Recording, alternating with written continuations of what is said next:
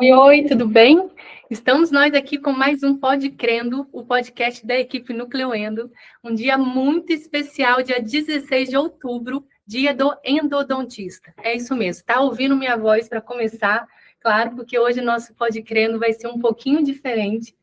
E a gente vai fazer uma entrevista. Eu vou entrevistar o professor Leonardo Barroso, né, que ele brinca tanto, 31 anos de experiência clínica, experiência na endodontia e tal. Né? Então, mais conhecido como Leozão. Leozão Barroso, conhecido como alcunha de Leozão Barroso. 31 anos Aí.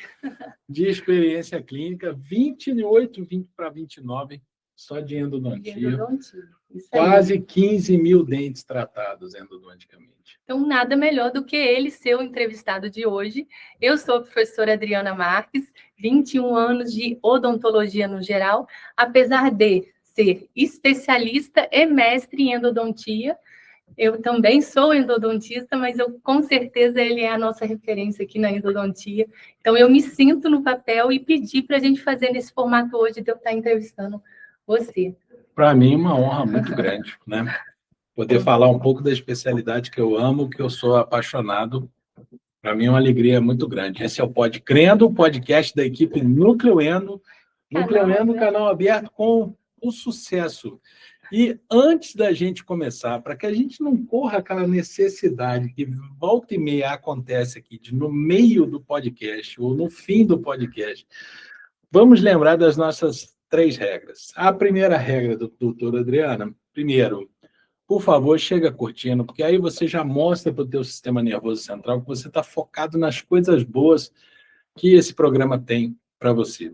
Segunda coisa, se você ouviu, sentiu que isso aqui bateu contigo, que foi legal, faz sentido para você, lembrou de alguém, compartilha com essa pessoa. É uma forma até carinhosa de você demonstrar que essa pessoa está na sua lembrança. E sinaliza para o algoritmo do YouTube, do Spotify, que o programa vale a pena e vai mostrar para mais pessoas, para que essa mensagem possa chegar a mais pessoas. E a terceira regra é: comente, diz para a gente se você é endodontista ou não é, e se você for, diz para a gente como que você se sente nesse que é considerado o Dia Mundial da Endodontia. Cara, você tem noção do quanto é importante isso? Veja bem, isso não é o Dia Brasileiro da Endodontia. Cara, é o Dia Mundial. Hoje eu vi o post da IFEA, que é a Federação Internacional das Associações de Endodontia do mundo inteiro, e está lá, hoje, 16 de outubro, né, parabenizando os endodontistas do mundo inteiro pelo Dia da Endodontia, nesse 16 de outubro. Então, eu me sinto muito honrado, né, com o seu convite para estar aqui no podcast, né, e, de alguma maneira, compartilhar com vocês todos um pouco do que eu não sei que ela vai perguntar. Gente, claro que eu criei um roteiro, como vocês bem devem perceber, e eu falei, né, eu falo sempre isso, eu tenho um jeito mais tímida com as câmeras e tal, então, assim, eu criei um roteiro para seguir, e aí vamos segui-lo aqui direitinho. Isso significa que as perguntas vão ser boas. Não, a intenção é pegar um pouco, assim, dos bastidores, tem umas coisas que eu falo, gente, o Léo, eu acho que tomara que ele responda, senão eu vou cutucar para ele conseguir responder aqui o que eu quero em algumas coisas. É bom você me sinalizar mesmo, pô. Senão eu te dou uma lembrada aí. Dá um bicudo assim, por baixo da mesa, né? Porque, gente, vocês sabem, olha o que ele fala. Vocês conhecem o luto na endodontia? O que é o luto? É o luto do instrumento fraturado. Tem uma sequência que a gente segue ali. Isso é muito curioso, vocês vão ver. Fica aí que vocês vão ver o que é o luto do instrumento fraturado. São os momentos de delírio, devaneio meu, depois de tomar uns tapas na cara dentro do dia, que a gente fica inventando. Como é que é outra coisa? Matéria não existe? Matéria não existe. Tudo é informação, é só energia. E só energia. Então, assim, como se o instrumento sumisse ali de dentro do canal, ele para realmente. Você tem que encontrar um flanco para bypassar um instrumento, você precisa acreditar em física quântica. Vai por mim. Aí, viu? Então, assim, vai ser muito bacana. Léo, então hoje, né, que é o dia do endodontista, uma data especial para quem escolheu cuidar da dor, né, da urgência e da esperança. Se pudesse definir o que é ser endodontista em uma frase, qual seria? Isso é uma coisa que você sempre faz no final dos nossos cursos com nossos alunos. Defina o módulo que a gente teve aqui hoje, numa frase, num pensamento, numa palavra. Então, assim, tá com você agora nessa situação.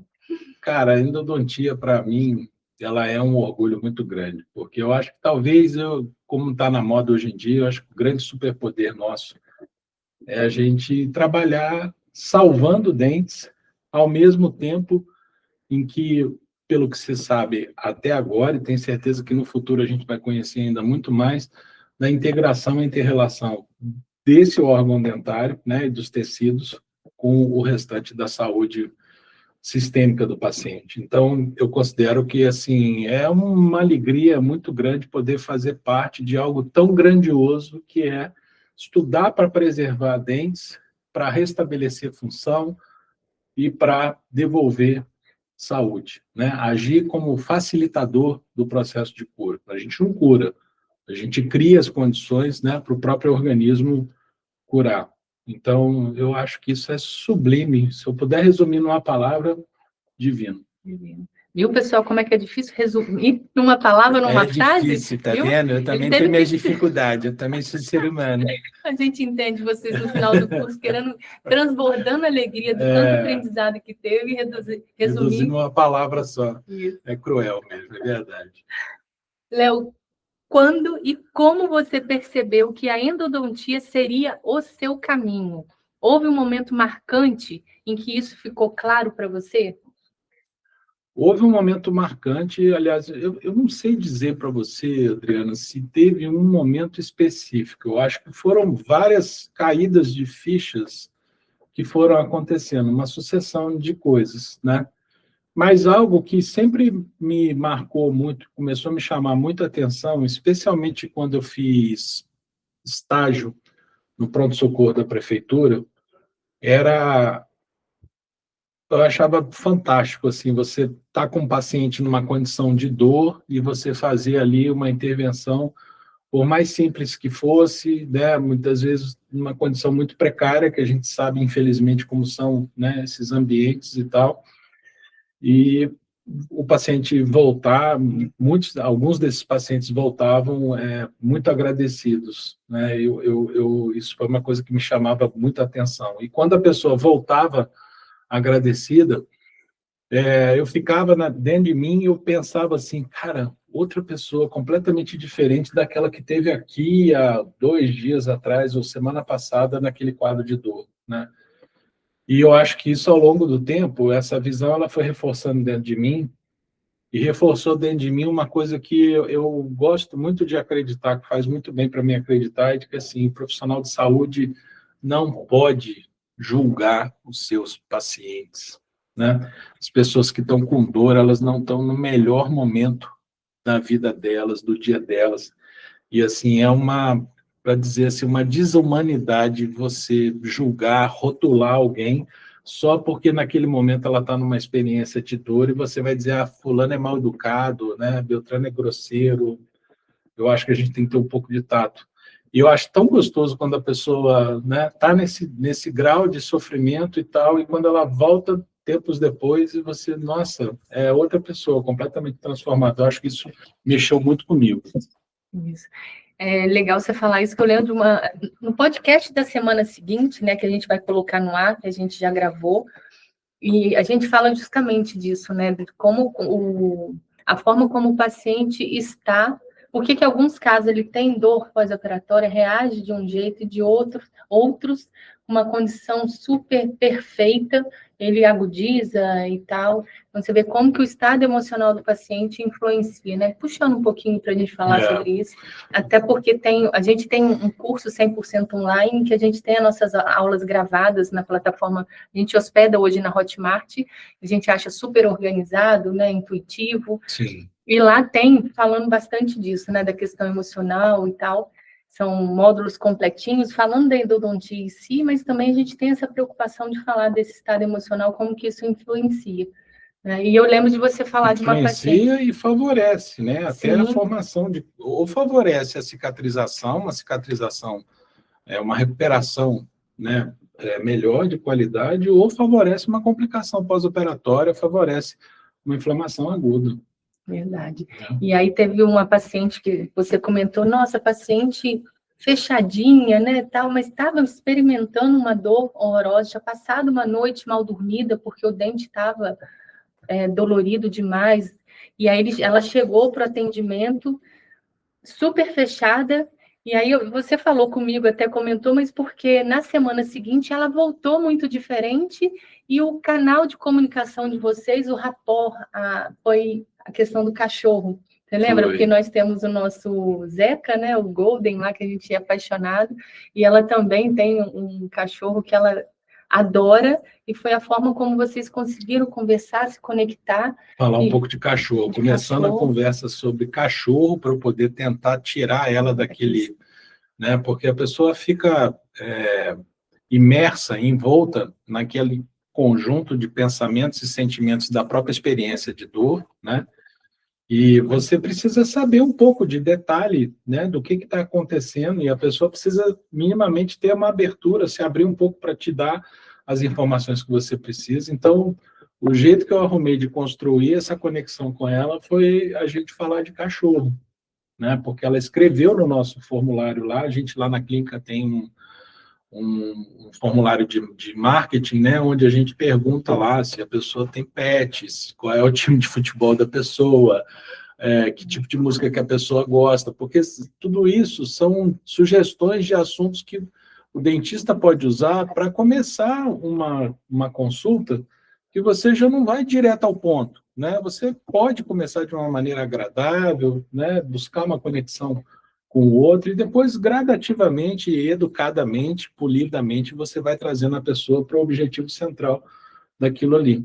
E a gente pegou ali na história do cachorro, e aí ela foi se soltando e tal, e a gente foi construindo uma confiança, e foi muito bom, porque a gente precisou fazer uma intervenção nela, e quando ela voltou na semana seguinte, ela estava... Falei, nossa, hoje você está radiante, cara, hoje é outra pessoa, que maneiro. Isso é uma coisa que me deixa muito gratificado.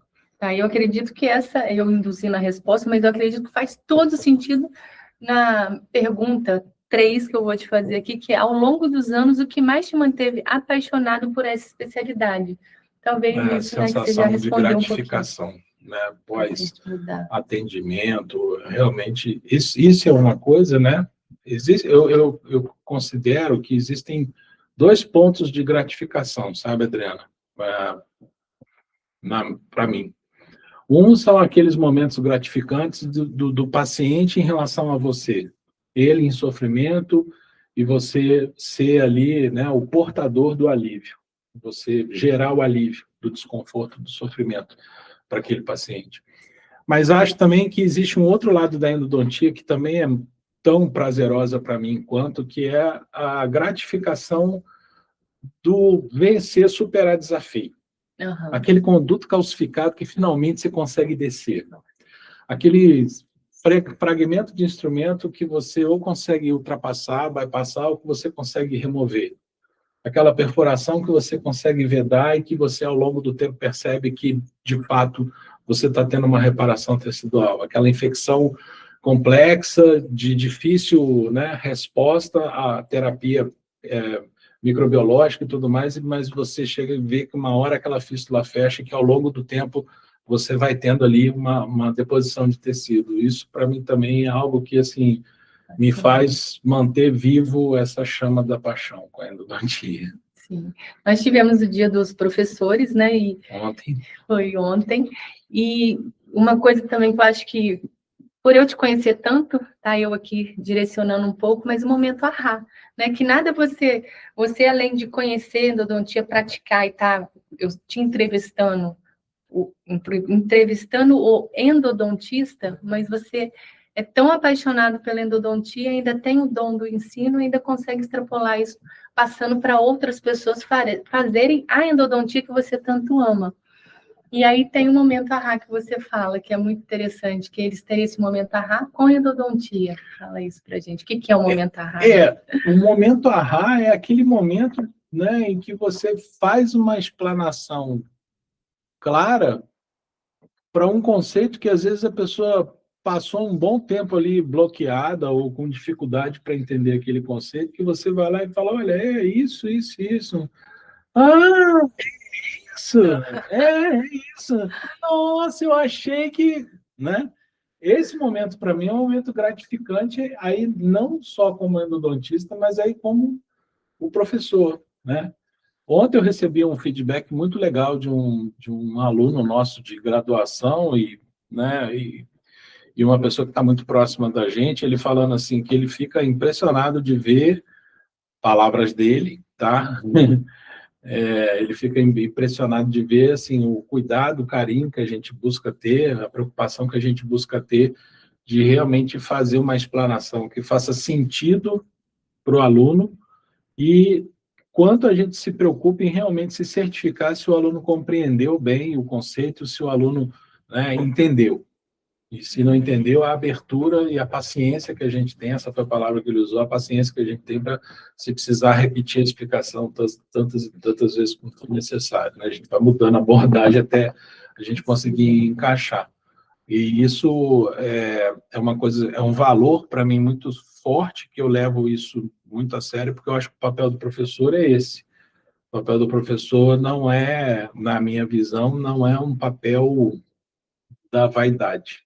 Uhum. Ele é um papel realmente de alguém que precisa ser um facilitador do processo de aprendizado. Então, somente isso. E isso, quando a gente começa os nossos cursos, eu costumo dizer isso muito para os alunos. A gente não tem diferença aqui entre nós. A única diferença é que a gente começou o caminho mais cedo e a gente está disposto aqui a compartilhar. Nós somos todos colegas e um aqui opera para o bem-estar, para a alegria, para a prosperidade, para o crescimento do outro. Eu acho que isso é o legal, é a gente buscar realmente um senso de colaboração, não de competição. Não faz sentido competir, não tem outra pessoa igual a gente no mundo. Né? Não, assim, não é uma atitude de arrogância, deixar claro, é porque é verdade, não tem outro Léo Barroso, como não tem outra Adriana Marques, como não tem outro você, que está aí ouvindo, assistindo a gente, não tem outro. Cada um de nós é único, então não faz sentido competir. Na minha cabeça não faz sentido competir. Eu tenho que competir comigo mesmo, eu tenho que procurar ser melhor hoje do que eu fui ontem. Verdade. E foi interessante quando a gente foi abrir a nossa clínica, né? Éramos 3 endodontistas, com mais colaboradores que nós convidamos, né? Foi muito engraçado. Endodontistas. E eu tenho amigos que falavam para mim assim, você é doido? Você vai abrir uma clínica com mais 2 endodontistas, você vai abrir uma clínica com concorrente para você. Eu falei assim, então, mas aí que tá, a gente não é concorrente, a gente é colaborador, né? Fulana tem a clientela dela, a outra tem a clientela dela, eu tenho a minha clientela, e a gente senta, conversa, se reúne junto, né? Bate papo, troca ideia, troca experiência. Quantas vezes a Adriana me chamou para eu dar uma opinião ou para eu poder ajudar ela num procedimento e vice-versa. Quantas vezes eu peço a opinião da Adriana, ou às vezes até como semana passada, a Adriana sentar e finalizar uma situação que para mim já estava cansativa. Então, é colaboração. E acaba que você brinca sempre, né? São 21 anos de odontologia no geral, eu faço muita parte da restauração dos dentes tratados endodonticamente. Sim, o paciente já sai, né, do seu consultório lá, isoladinho, e já pula para o meu, a gente marca o horário coladinho ali para dar certo, dele não precisar nem ir para casa com curativo, com risco de fratura, né? Mas, enfim, é bom essa parceria ali, né? E continuando aqui, com relação agora à prática clínica, o que mais aparece no dia a dia, no seu consultório? O que é mais prevalente hoje em termos de casos e desafios clínicos? Né? Porque às vezes eu vejo o Léo assim, nossa, você pega as endos, né, que você faz, são endos bem desafiadoras. Você até no podcast com a Cristina Batista, tá tentando lembrar o sobrenome dela.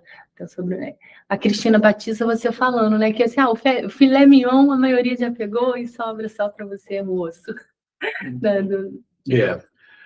A maioria dos casos que eu pego ali, Adriana, a primeira coisa que eu aprendi, entendi, é que a endodontia é muito sazonal. E ela é sazonal, né, ela é de acordo com épocas, não só no que diz respeito à parte da época propriamente dita, existem momentos do ano em que existe uma procura maior Mas também sazonal no sentido de que, assim, tem época que vem uma renca de retratamento, depois outra época que vem uma renca de 26. Só 26, 16, 26, 16, depois uma renca de 37, 47, sabe? Coisas assim. Trinca. E tal. Vem uma renca de agora. trinca, um atrás do outro, não sei o que e tal. Então, esse é um primeiro detalhe. Agora, o que vem para mim muito, o que eu recebo muito é retratamento. Eu acho que a maior parte do que eu faço, talvez 60%, 70% do que eu faço está relacionado a retratamento, né? A falha do tratamento endodôntico inicial. E aí, dentro dessa falha do tratamento endodôntico inicial, aquilo que costuma ser o mais prevalente, que costuma acontecer muito, é em relação ao molar superior, é a presença do quarto canal, onde a gente, no exame tomográfico, a gente consegue identificar. Eu sempre gosto de pedir tomografia, eu prefiro, dou preferência à tomografia para qualquer situação endodôntica, porque eu entendo que a tomografia ela é uma ferramenta muito valiosa de você ter uma avaliação prévia e não invasiva do terreno que você vai pisar. Né? Então, a gente sabe que o grande desafio da endodontia é a anatomia. Se eu puder ter um conhecimento prévio dessa anatomia, isso muda todo o jogo, né? Do que eu simplesmente sentar o paciente, fazer a cirurgia de acesso e ficar procurando algo que eu não sei se tem ou se não tem, e se tem, onde é que está. Né? Então, eu peço muito a tomografia. E, mais especificamente no retratamento, a tomografia, para mim, ela tem um valor enorme pelo fato de que eu quero investigar o que é que não deu certo naquele tratamento endodôntico, para que eu, então, possa trabalhar em cima disso. Então, eu entendo que eu preciso fazer um mapeamento do que não deu certo. Nem sempre é o cone que não chegou onde devia, nem sempre é a obturação que não está com a compactação como devia. Muitas vezes é a anatomia que ficou deixada de lado. Não estou aqui para discutir quais as razões, né? Nem para condenar ninguém e tal, mas a gente sabe que existe uma prevalência muito grande do conduto mesovestibular, né? Do segundo, no MV2, nos molares superiores, e boa parte das tomografias que eu pego de molares tratados endodonticamente, a falha, em geral, está na raiz mesial, porque tem um MV2 ali que não foi tratado. Então, isso é uma coisa que acontece demais no meu dia a dia, tanto é que tem a brincadeira que eu sempre falo, né? Com você e com a Milena. Eu falo assim, pergunta para mim, quantos MV2 tem no mundo hoje? Né? Aí eu falo assim, eu não sei, mas hoje tem -1, porque eu encontrei. Então, eu falo, a fórmula matemática do MV2 é x menos 1. É isso que a gente tem que trabalhar. Né? Não sei quantos são, mas hoje vai ter -1, porque eu fui lá, identifiquei, localizei. Então, isso é uma coisa que acontece muito no meu dia a dia. E foi legal que o seu filho, né, o Davi... fez um trabalho de conclusão de curso maneiraço, não é porque é meu filho, mas ficou maneiraço o trabalho dele, porque ele avaliou exatamente 50 tomografias de pacientes, né, do curso de especialização em endodontia, Unifor, e desses 50 exames que ele avaliou, ele achou ali uma prevalência média de 77%, 80%, uma coisa assim, mais ou menos, sabe? Dependendo até da faixa etária, teve faixa etária que era quase 90% de prevalência ali. Então, assim, é uma coisa que a gente tem que procurar, cara, não tem essa. Eu acho que ainda mais para nós que somos endodontistas mesmo, sabe, é imperdoável você deixar passar um MV2. Verdade. Então, nesse caso, não funciona, né? Matéria não existe, essa... Não, nesse caso não funciona a física quântica. Nesse caso, eu tenho que encontrar o MV2 e debridar o danado. Não tem jeito. Verdade. Léo, como que você costuma conduzir o atendimento de urgência, equilibrando técnica, tempo e empatia? Então, eu invisto muito primeiro numa estabilização de um clima emocional. Eu invisto muito primeiro no estabelecimento de um vínculo, sabe, de confiança ali com o paciente. Então, fazer realmente aquilo que eu acredito que eu fiz no treinamento, né, de programação neurolinguística, que é realmente buscar, como eu busquei na situação dessa senhora, né, com a história do cachorro, buscar ali algo que nos une, que, né, vamos dizer assim, que nós dois tenhamos algo em comum para a gente se identificar, para que a outra pessoa possa perceber que do outro lado existe um profissional que também é um ser humano e que está legitimamente e genuinamente interessado no bem-estar daquela pessoa, né? Eu acho que a gente precisa construir uma relação onde o paciente não se sinta sozinho. Eu me lembro quando eu fui operar de hérnia, e isso era uma coisa que eu tinha muita preocupação, né? Eu sou cagão, galera, leva a mal não. Sou mesmo, admito, reconheço. Mas uma coisa que me chamou muita atenção no meu atendimento lá, para fazer a cirurgia, com anestesia, dentro do centro cirúrgico e tudo mais, assim, foi realmente um acolhimento que eu recebi, porque a sensação de solidão é muito grande. Quando você está, né, ali, você está num momento vulnerável. E eu fiquei transportando mentalmente, né, tentando jogar isso para os nossos pacientes. A pessoa chega no seu consultório, ela está com dor e tudo mais, esse sofrimento, esse desconforto todo, tudo isso, né, a dor em si, ela é uma experiência muito solitária, porque só eu sei o que eu estou sentindo, ninguém mais consegue aquilatar, ninguém mais consegue avaliar aquilo que eu estou sentindo. Então, eu acho que quando você tem do outro lado, né, alguém que está se dispondo a curar, se dispondo a te atender, a te ajudar e realmente mostra interesse sincero em você, isso é algo que é muito poderoso. Então, eu procuro buscar estabelecer isso primeiro, e depois de estabelecer isso, aí sim, a gente vai para a técnica, onde na técnica não tem não tem muito segredo, porque é algo que já está bastante treinado já há bastante tempo, né? Mas cuidados importantes, como esperar o tempo necessário para a anestesia fazer efeito, né? Buscar um cuidado, que a gente até comentou no podcast de anestesia mandibular, de não ancorar nesse paciente a sensação dolorosa com o ruído da caneta de alta rotação. Então, além de dar tempo da anestesia produzir o efeito dela, testar a efetividade da anestesia com o endo-ice primeiro, com o teste de vitalidade ao frio primeiro, e aí se realmente não houve resposta porque aquela polpa está anestesiada para você fazer a intervenção, sabe? É uma série que eu entendo de pequenos cuidados que, no final das contas, dá um bom resultado. Você percebe que o fato do lado bom da palavra, nessa certa autoridade que você tem, né, pelos anos de profissão, pela referência que você você tem menos trabalho de passar essa segurança para o paciente, não, estou indo no melhor, estou indo no Leozão, estou indo no doutor Leonardo, eu já vim para cá muito bem recomendado. Você percebe esse tipo de facilidade entendeu? De passar essa segurança para... Eu reconheço que, assim, quando o paciente vem indicado, né, eu recebo a grande maioria dos meus pacientes, eles vêm indicados, mas eu, ao longo desse tempo, eu também construí uma clientela de pessoas que são fiéis a mim, né? Uhum. Então, esses que já são fiéis a mim, que já me conhecem há muito tempo, esses é tranquilo de lidar.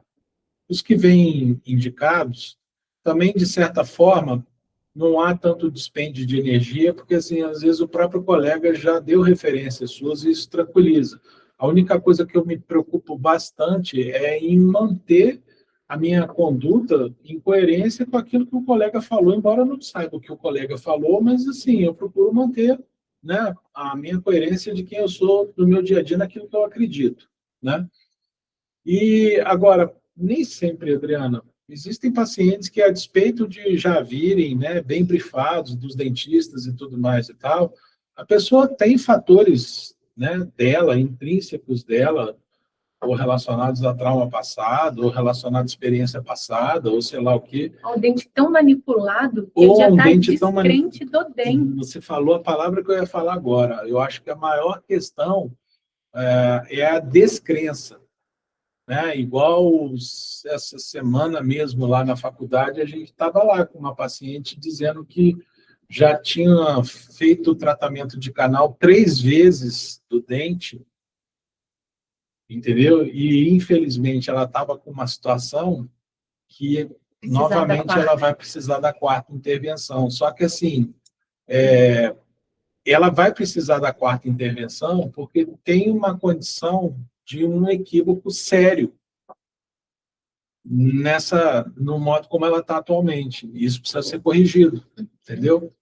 Mas propor essa correção para alguém que já está, entre aspas, né, vacinado, ou seja, que já foi exposto a essa situação, não é fácil, porque o raciocínio é muito raso, muito simples e muito direto. Tipo, pô, tudo bem, você está dizendo que vai corrigir, mas o outro lá atrás também falou que ia.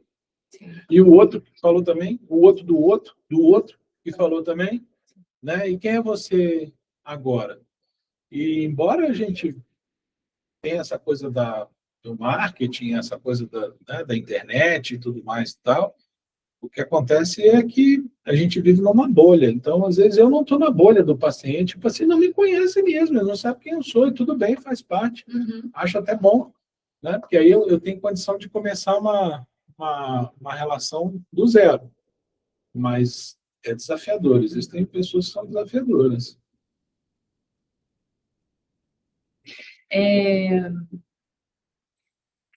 O que mais te chama a atenção nas queixas ou medos dos pacientes quando o assunto é tratamento de canal?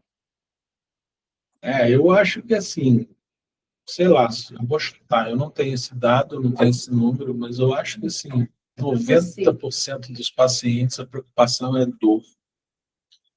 Dor durante o fazer e dor após fazer, né? Eu vejo que, assim, existe uma preocupação realmente com a questão da dor, né? Porque, realmente, a intervenção ela vai agir literalmente num ponto nevrálgico, né?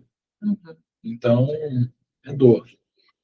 Raramente o dente vai escurecer, não é algo que eu ouço com tanta frequência. O que eu mais ouço vai doer, doutor.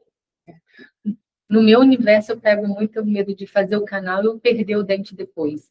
Né? Que a gente veio de uma evolução grande na parte da restauração, em que hoje a gente tem uma preocupação de fazer uma fundação muito boa, né? Um núcleo de preenchimento muito bom, que seja ribonde, que seja pino.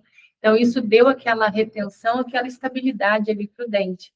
Então, a gente não perde tantos dentes depois de ter feito o canal, sendo feita uma boa restauração. Sim. Então, aquela história de, eu fiz o canal, fiz bloco e mesmo assim quebrou. Então, hoje, o bloco não é feito diretamente ali em cima do canal, né? Salvo algumas exceções, mas tem toda uma proteção e um estudo da estrutura remanescente, bem mais evoluída. Então, Sim. eu pego muito paciente assim, que veio dessa época, que fez o canal, fez o bloco, e o dente quebrou e falou assim, não adianta fazer o canal, que o dente vai quebrar daqui a pouco, porque o dente enfraquece depois do canal. Isso é muito ruim, porque, na verdade, eu entendo que uma das coisas que contribuiu muito para essa evolução de que, hoje em dia, os dentes tratados endodonticamente têm mais previsibilidade de resultado, né, do que no passado, diz respeito à técnica de preparo dos canais, né? No passado, você tinha realmente vamos dizer, uma ocorrência maior dessas fraturas pós-tratamento endodôntico e tudo mais, porque para compensar a falta de flexibilidade do instrumento de aço inox, você tinha que usar as brocas de Gates, né, fazer preparo do terço cervical e terço médio, e você desgastava muito essa dentina pericervical, que é a dentina que você sabe melhor do que eu, né? A tese de doutorado da Adriana foi exatamente avaliando isso, né? A distribuição das tensões, né? da mastigação, de acordo com o tamanho da cirurgia de acesso, e ela descobriu coisas ali que eu achei interessante, que, assim, as tensões da mastigação, elas se distribuem, ou para nós, dentistas, elas se dissipam, né? Não é o caso dos engenheiros, mas elas se dissipam na região cervical. E é por isso até que, inclusive, os pacientes desenvolvem abfração, lesão cervical não cariosa, correto? Então, No passado, quando eu tinha que alargar com uma Gates 3, uma Gates 2, uma Gates 1, você tinha um sacrifício daquela estrutura muito grande, que hoje em dia você não tem mais, porque eu não preciso alargar mais tanto a entrada do canal, porque eu posso chegar tranquilamente ao desse apical por conta da flexibilidade que o níquel titânio tratado termicamente me dá. Verdade. Então, isso foi a evolução da técnica, mas, infelizmente, os pacientes não sabem desse detalhe técnico e, infelizmente, muitos profissionais também não sabem desse detalhe técnico. E eu acho que cabe muito a gente fazer esse tipo de explicação para os nossos pacientes, porque eles precisam, embora eles tenham uma consciência, Adriana, congelada. Então, se hoje ele recebe uma notícia de que ele precisa fazer, assim, ele está preso naquela memória cristalizada, entendeu? Se hoje ele recebe uma notícia de que ele precisa se submeter a um tratamento endodôntico, o que vem para ele na mente dele é a referência daquela memória lá de trás. Então, ele vai pensar como era a endodontia, sei lá, 10 anos atrás que ele fez, 20 anos atrás que ele fez, ou dependendo do paciente, 30, 40 anos atrás, é aquela memória que ele vai trazer como referência. Então, às vezes, ele vai te trazer a objeção e vai dizer assim, mas não vai dar certo, porque vai quebrar e tudo mais. Então, mas eu tenho que te falar que, da última vez, quando é que foi que você fez o seu tratamento de canal que quebrou? Tem 20 anos. Por exemplo, de 20 anos para cá, a técnica evoluiu muito. Então, acho que é importante é o que a gente fala muito nesse assunto do podcast da semana que vem, né, que é uma das ferramentas que a gente usa, é isso, é você fazer o paciente pensar sobre o que ele está falando e você buscar fazer ele segmentar e especificar essa informação, porque na hora que ele toma consciência, ele fala assim, nossa, é mesmo, já tem 20 anos. Pois é, já tem 20 anos. 20 anos houve uma mudança de técnica brutal. Então, acho que isso aí ajuda muito a gente a quebrar um pouco dessa resistência. Essa objeção, verdade. Agora vamos falar um pouco do lado humano e emocional da endodontia. Nossa Senhora! Vamos lá. A endodontia exige precisão, mas também sensibilidade. Não é isso? Como você aprendeu a lidar com as emoções suas e dos pacientes durante os atendimentos? Olha, eu sempre digo, eu fiz um caminho na minha vida profissional. Né? Eu tinha em mente uma carreira um caminho de carreira que eu queria desenvolver, que era a carreira que eu acabei desenvolvendo, mas ao longo do caminho eu percebi que eu tinha uns pequenos, não vou dizer desvio, né, no caminho, mas vamos dizer assim, eu tinha uns outros lugares que eu precisava passar para me dar sustentação para eu conseguir atingir esse objetivo dessa carreira. E um dos lugares que eu entendi que eu precisava passar é exatamente isso, lidar com as questões emocionais, né? Porque não é fácil, a endodontia ela é linda, ela é maravilhosa, mas a bicha é desafiadora e caprichosa, tem hora, né?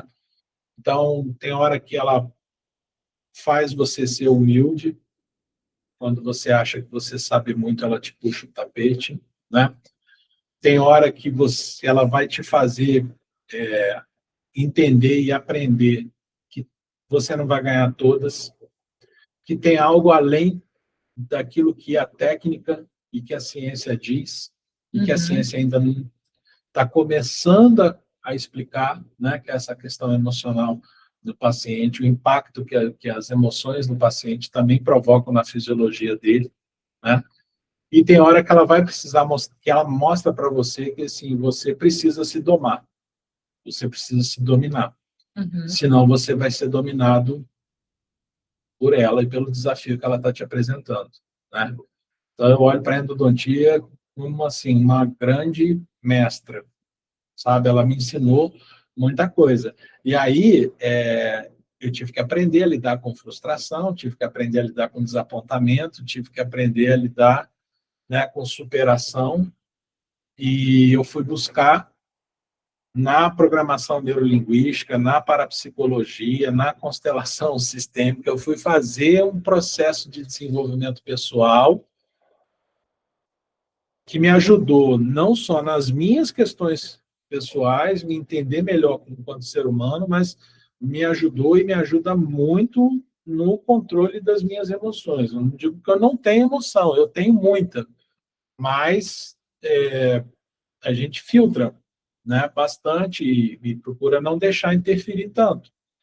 A própria experiência clínica, a vivência, o dia a dia vai. Por exemplo, semana passada mesmo eu estava numa situação lá, um paciente, e eu estava pensando assim, semana passada não, essa semana, na terça-feira, e eu estava pensando assim, não, negativo, eu nunca fui de correr do pau, não é hoje que eu vou correr. Né? Eu construí uma carreira ao longo desses 30 anos, enfrentando tudo que eu precisava enfrentar. Então, vai ser hoje que nós vamos enfrentar isso que a gente precisa enfrentar. E era um conduto que eu precisava localizar, encontrar, e né, você está naquele momento da busca, aquela ansiedade de porra, né, ao mesmo tempo uma fala dentro de você que diz assim, não vai achar, não vai achar, você vai ver, não vai achar, está calcificado, cara, para que você está tentando? Né? Mas, ao mesmo tempo, uma outra fala que tem que ser, não, eu vou, eu consigo, não, eu posso, espera aí, eu vou usar o melhor da técnica que eu tenho, eu vou usar o recurso que eu tenho, eu estou aqui para isso, eu faço meu treinamento para isso, e vamos lá, e vamos, né? Eu acho, sabe, Adriano, fazendo um paralelo, eu acho que o endodontista, ele é muito como o tenista. Né? Tem um livro chamado O Jogo Mental do Tênis, de um autor chamado Timothy Galloway, que eu acho que é um livro que toda endodontista deveria ler, porque o tenista, quando ele está na quadra, especialmente nos jogos de campeonato, é um esporte muito solitário. Ele tem momentos de revés, ele tem bola que ele erra, correto? E nós também. E o jogo é muito mental. Por mais que você tenha alguém ali com você, de repente uma colaboradora, um colaborador com você e tudo mais, tem detalhes que você não pode ficar falando porque o paciente está ali. São detalhes que você guarda para você, ou como eu costumo brincar, eu e as minhas 13 personalidades aqui, numa mesa redonda, a gente fica ali conversando, entendeu? Sim. Só que quem tem que vencer esse diálogo é o sábio, o sereno, o equilibrado, né, o que tem paciência. Então, essas coisas todas eu sempre li muito, e leio muito literatura, né, por mais clichê que possa parecer, mas leio e li muito literatura de autoajuda, de neurociência. Então, sei lá, eu vou tirando ferramenta daí. E uma coisa que eu aprendi com você, nessa convivência, que eu vejo de coisa prática que você faz, é pegar esses casos mais desafiadores, colocar na agenda no primeiro horário. De manhã. Né?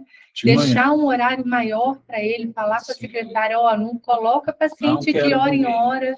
Porque eu não quero me sentir pressionado. Eu já tenho pressão suficiente do próprio caso em si. Então, eu quero anular qualquer outro tipo de pressão externa. E eu já falo para o paciente, olha, vamos marcar isso para de manhã eu estou mais descansado, minha vista está melhor. Quando você fala vista, cara, na hora o paciente já concorda. Né? E eu jogo a vista, a intenção é essa mesmo, é demolir qualquer objeção. Mas eu não passo porque eu tenho que trabalhar. Eu falei, irmão, de manhã eu estou enxergando. De tarde eu já não sei. Entendeu? Então, eu jogo de propósito mesmo, mas é uma realidade, não é uma mentira, não é um argumento, né, mentiroso.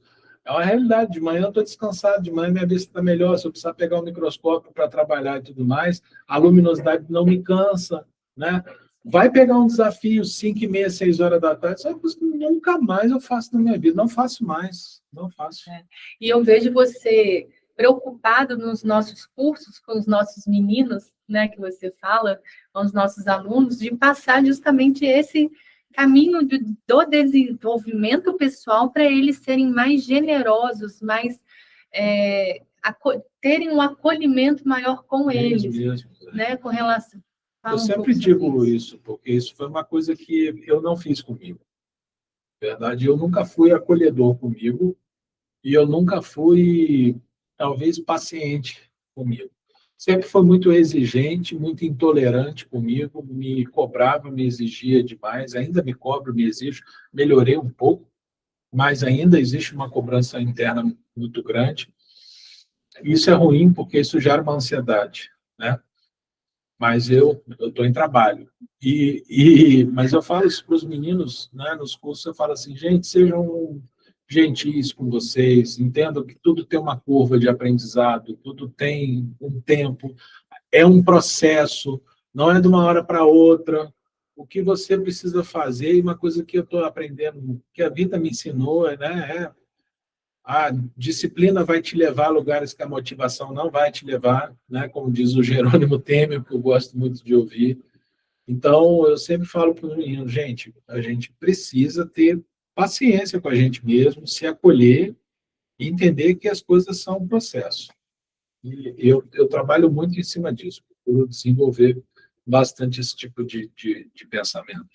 Usar a estratégia da PNL para a gente reforçar de maneira positiva, né? Quando você ultrapassa o instrumento, você celebra, comemora. Quando você encontra um MV2, você celebra, você comemora. Eu acho que você precisa fortalecer em você esses estados de vitória quando você vence esses desafios, porque são essas memórias que vão ser combustível para você enfrentar os desafios quando você estiver naquele dia em que você está naquele canal calcificado que você não desce de jeito nenhum.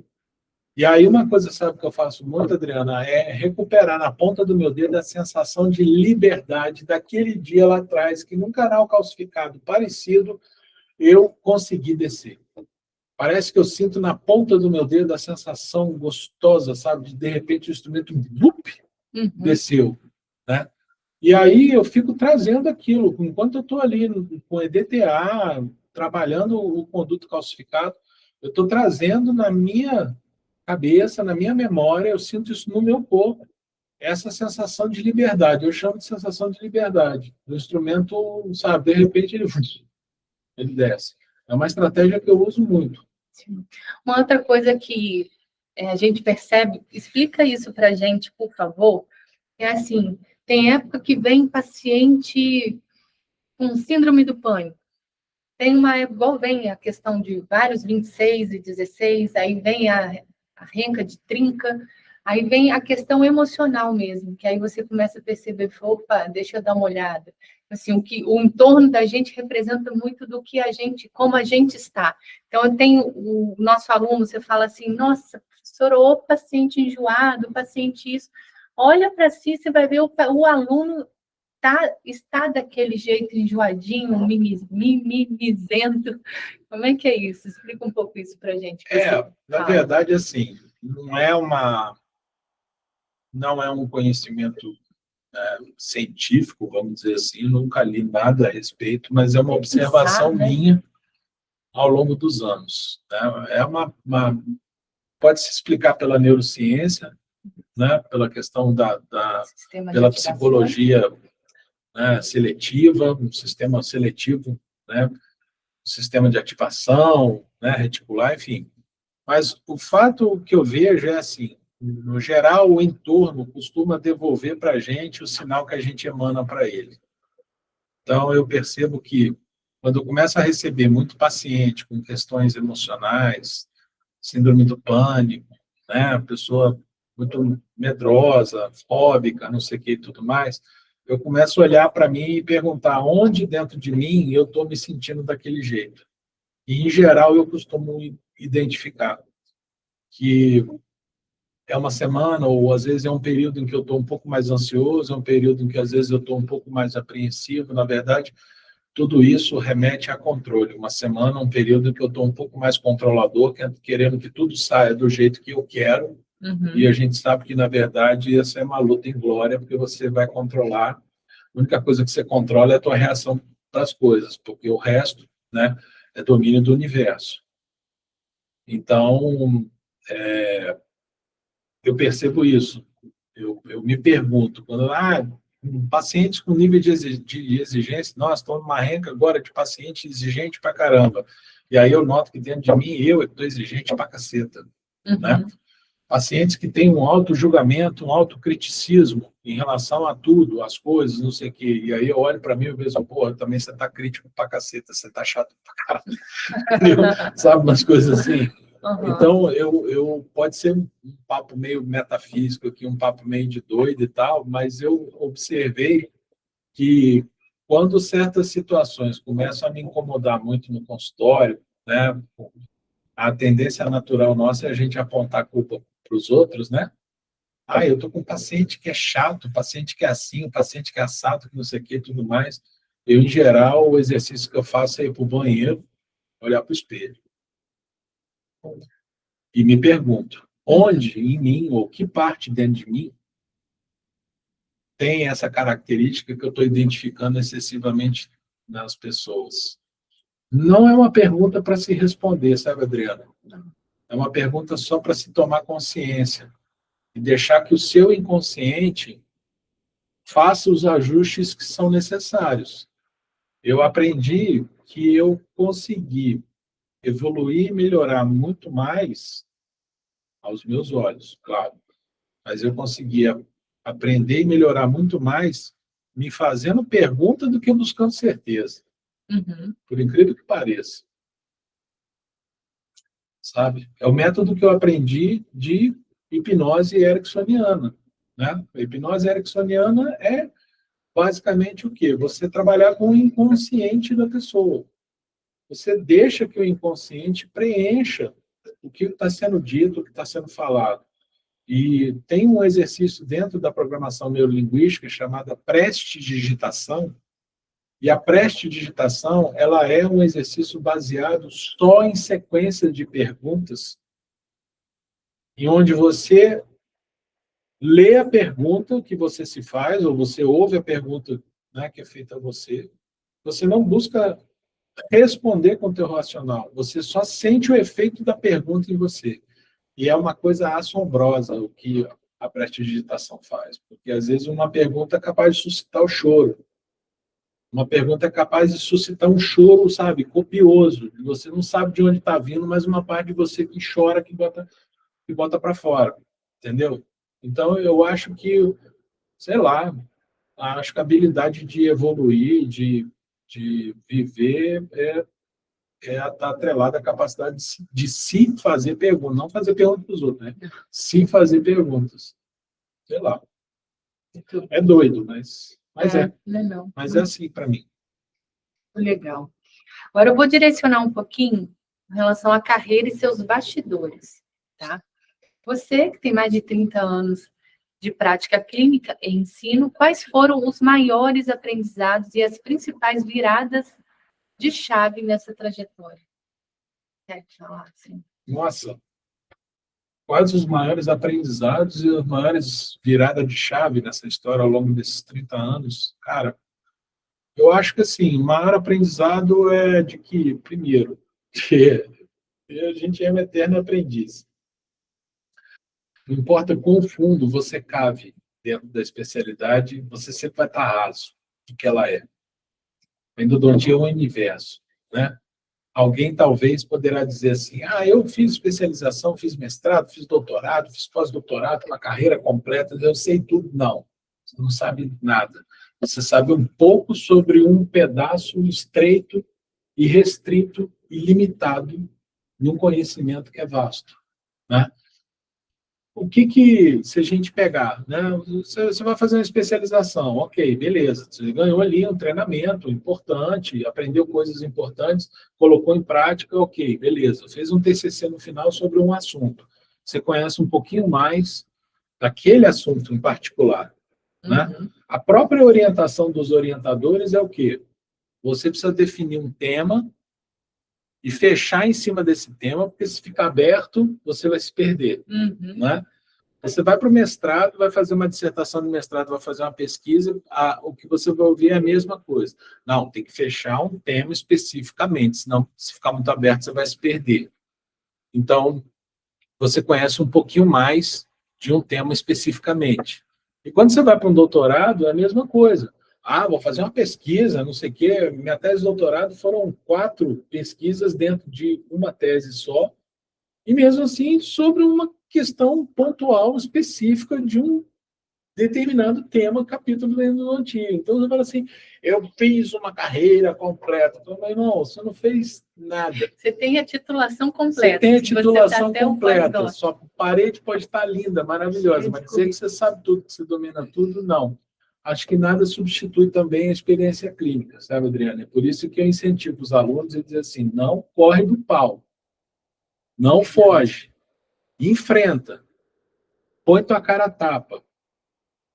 Mesmo os alunos que estão graduandos, que estão lá na clínica da faculdade, né, às vezes, não quero fazer, não sei o que, pega para fazer, porque quando você abrir teu consultório, quando você estiver trabalhando onde você quer trabalhar no futuro e tudo mais, você vai precisar lidar com a endodontia, porque é um parente seu que está com dor de dente, é um ente querido, né?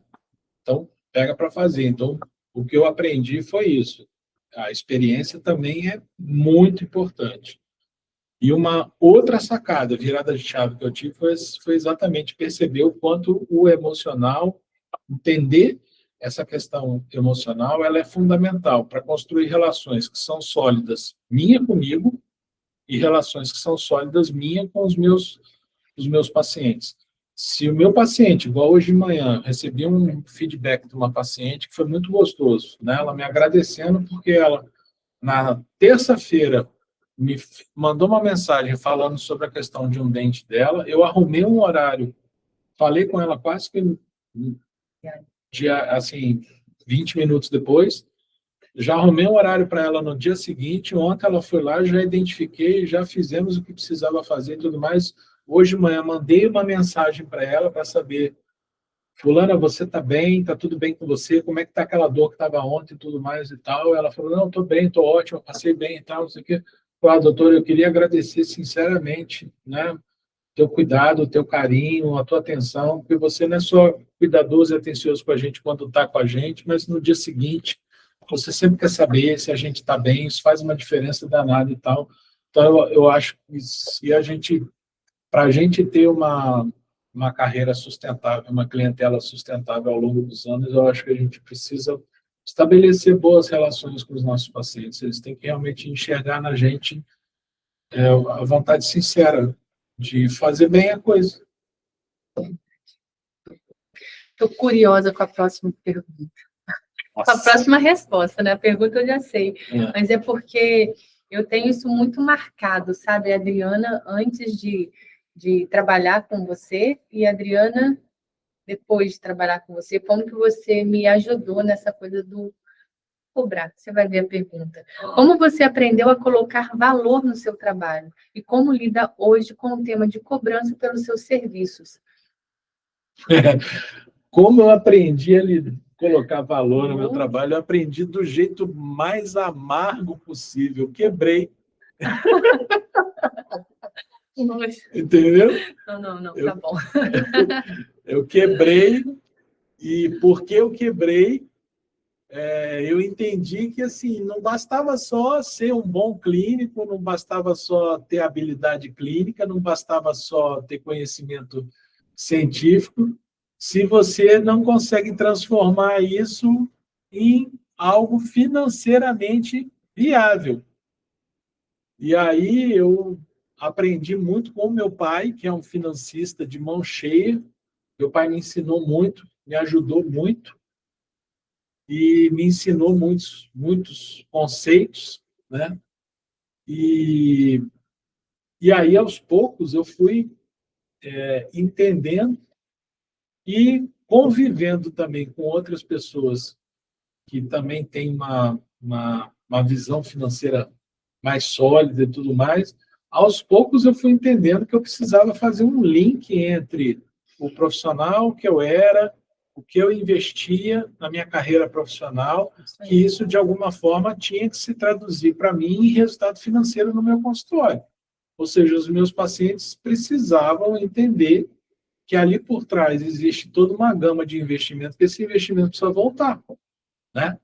Como eu falei para um paciente uma vez, né? Ele me questionou assim, né? Aquele que era de fora do país. Né? Ele morava nos Estados Unidos. E aí ele falando para mim assim, poxa, mas você cobra consulta? Nenhum dentista aqui no Brasil cobra consulta. Aí eu falei para ele assim, mas você já teve em todos os dentistas do Brasil? Aí ele assim, não, mas os que eu conheço não cobram consulta. Eu falei, pois é, mas você não me conhece. Eu cobro consulta. Mas você não deveria cobrar consulta, porque os seus colegas não cobram, você não deveria cobrar consulta. Aí eu falei para ele assim, amigo, deixa eu te explicar uma coisa. Você disse para mim que mora há 30 anos nos Estados Unidos, não é? É. Terra do capitalismo, não é? É. Time is money. Tempo é dinheiro, não é? É. Você acha que esse conhecimento todo, que eu vou sentar aqui para botar em prática, para entender a sua questão, fazer um diagnóstico, conversar com você, explicar para você, e se você concordar, eu botar tudo isso em prática e assumir a responsabilidade sobre isso tudo, você acha que isso foi de graça? Você acha que eu levei anos para adquirir um conhecimento e que isso caiu no meu colo?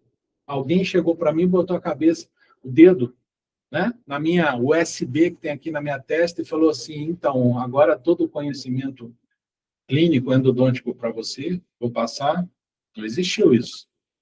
Então, assim, eu fiz um investimento, continuo fazendo investimento, porque eu abracei uma profissão e uma especialidade que exige de mim um aperfeiçoamento constante. Você sabe disso. Agora há pouco a gente estava em São Paulo fazendo curso de laser.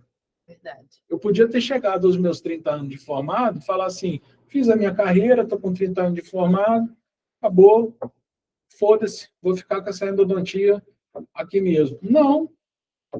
Não quis buscar mais, quis entender um pouco mais e tudo mais e tal. Vamos fazer curso, fazer habilitação em laser, entender um pouco mais, buscar entender como é que é a aplicação do laser dentro da endodontia e tudo mais. Só que isso custa dinheiro, além do tempo.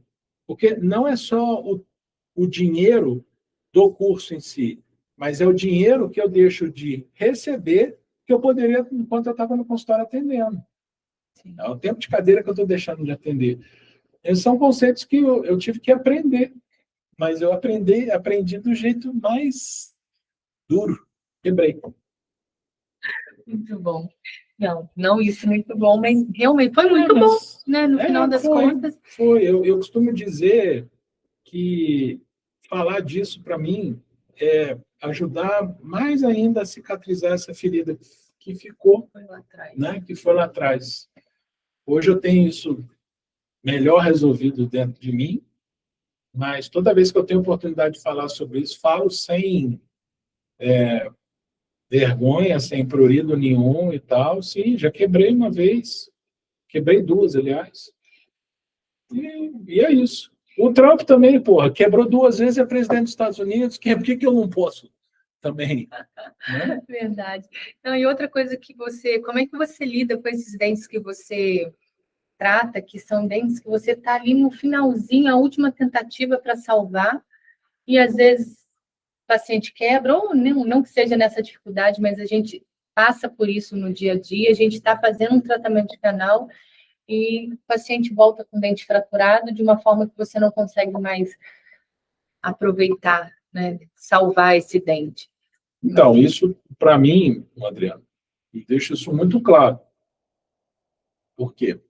A minha fala, o meu discurso, quando a gente vai conversar com o paciente, fazer o fechamento do plano de tratamento, eu sempre deixo claro o seguinte, falo, olha, é uma situação complexa, não me exija rapidez, porque eu preciso, na verdade, eu preciso entender quem você é e quais são as suas respostas fisiológicas. Então, você tem que entender que a gente está lidando já com uma condição adversa, com um dente que já foi submetido a procedimentos, a uma microbiota que eu não sei qual é, e eu não sei como a sua imunidade, como a sua fisiologia está interagindo com essa microbiota. Eu preciso fazer a intervenção para entender qual vai ser a evolução dessa história. Pode ser, eu rezo, peço a Deus, e prometo para você 110% de compromisso de que eu vou dar uma melhor. Mas eu não posso dar para você um tempo, nem prometer um resultado, porque não sei. Então, vamos fazer uma coisa? Vamos por etapa. Olha, a primeira etapa vai ser isso, isso, isso, isso, isso. Para essa etapa aqui, eu vou te cobrar X reais. Se essa etapa aqui respondeu bem, a gente pode avançar para a segunda etapa. A segunda etapa vai ser isso, eu vou te cobrar mais X reais. E se no final das contas a gente conseguir evoluir para o desfecho do tratamento e tudo mais e tal, até quando chegar naquela etapa ali e tudo mais, vai ser mais X reais.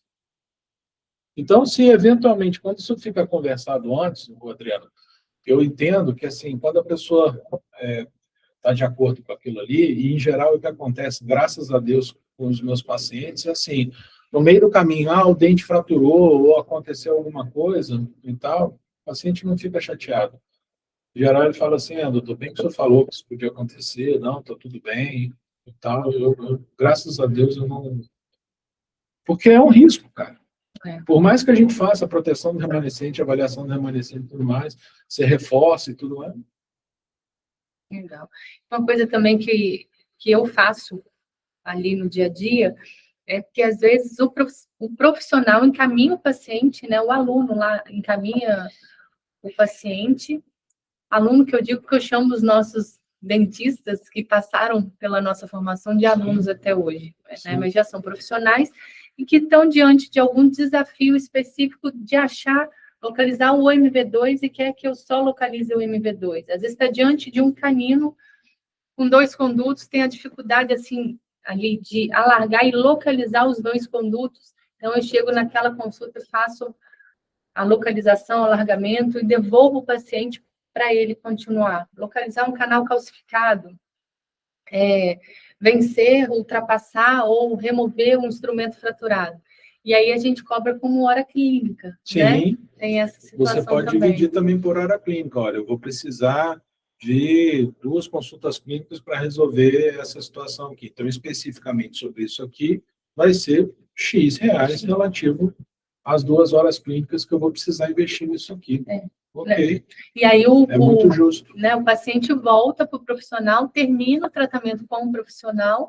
Então, aquilo que às vezes já acertou com o profissional, não tem nada a ver, ele vai continuar, o profissional que vai terminar, vai finalizar a endodontia, e ele vem aqui e acerta com você, acerta comigo, né, de acordo com a hora clínica que a gente investiu ali. Sim, né? Só muito tem legal. Que ficar claro, para o profissional que encaminhou e para o paciente, qual é a parcela de responsabilidade de cada um. Isso é uma questão que eu faço questão de deixar muito claro, muito transparente, porque, assim, eu não posso assumir uma responsabilidade de algo que não foi eu que fiz. Né? Tá bom, vai achar o MV2. Ok. Mas, honestamente, é uma situação que, muitas vezes, dependendo do caso, eu evito até pegar, porque, assim, as responsabilidades vão ficar muito emaranhadas para amanhã ou depois, numa eventual complicação, né? Vai virar uma troca de acusação. Não, isso era o fulano que tinha que ter feito. Não, o Beltrano...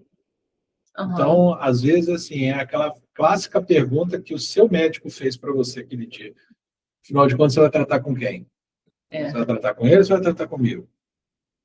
Se for comigo, eu assumo a responsabilidade, mas aí tem que ser assim, assim, assim, assim. Ou seja, você gosta de chegar até o final e obturar. Né? Assim, eu obturo. Senão, às vezes, devolve... Para eu assumir a responsabilidade, sim, eu entendo que tem que ser como eu acredito que tem que ser. Isso aí. Muitos dentistas e alunos têm objeções ou inseguranças em relação à endodontia. Acham difícil, tensa, ou não é para eles. Como você responde isso? Fala assim, a endodontia te escolheu, você escolheu a endodontia? Os alunos têm essa dificuldade com especialidade. Sabe, eu vou ser bem honesto. Eu acho assim, realmente a endodontia não é uma especialidade fácil. Eu não tapo o sol com a peneira. Eu acho que o principal desafio da endodontia é o fato dela não ser totalmente visual. Apesar do esforço que vem sendo feito dentro da especialidade ao longo dos anos, da incorporação do microscópio operatório, do conceito de magnificação, isso melhorou muito o controle visual que a gente tem da intervenção, mas depois que o instrumento entra para dentro do canal radicular, você não vê o que está acontecendo. Ela não é visual, ela é tátil. Então, isso realmente pode ser um desafio para algumas pessoas, né? E aí eu acho assim, eu acho que a endodontia escolhe. Nesse ponto eu acho que ela escolhe. Por quê? Ao longo desses anos trabalhando com pós-graduação, eu vi vários alunos que na graduação falavam para mim assim: Deus me livre fazendo endodontia. Não, o negócio você não vê, você não sei o quê. E aí, dali a pouco, você começa lá a turma de pós-graduação, quando você vê, tá o fulaninho lá. Aí eu não aguento, né? Eu dou uma zoada, né? Tipo, você aqui! O que você está fazendo aqui? Não era você que falou que não queria, que isso, que não sei o quê, não sei o quê. E o que eu ouço é: ai, professor, eu vim porque, assim, acontece demais, né? A necessidade é muito alta, muito grande, e, poxa, eu não posso ficar encaminhando tanto assim, então eu quero aprender, eu quero dominar um pouco mais, eu precisei rever e tudo mais. Aí eu falo assim: a endodontia te escolheu, né? A endodontia te escolheu e tal. Então, eu acho que o maior símbolo disso é no número, se a gente for comparar o número de endodontistas com o número de profissionais, né? A gente sabe que hoje em dia no país são mais de 410 mil dentistas registrados no CFO, e, se não me engano, acho que 10 ou 11% disso é que são endodontistas, ou seja, você tem uma massa de clínicos e de colegas de outras especialidades, e 10% que ficam na endodontia. E eu acho que é por isso. Ela realmente, eu não tapo só com a peneira, a endodontia ela é desafiadora, mas é por isso que eu gostei dela. E eu me lembro que o que me fez escolher endodontia foi quando eu estava no quarto ano da faculdade, a faculdade era anual, na época, quando eu fui ter a disciplina de endodontia, e eu me lembro dos professores contando os casos clínicos e o que acontecia na clínica e tudo mais e tal.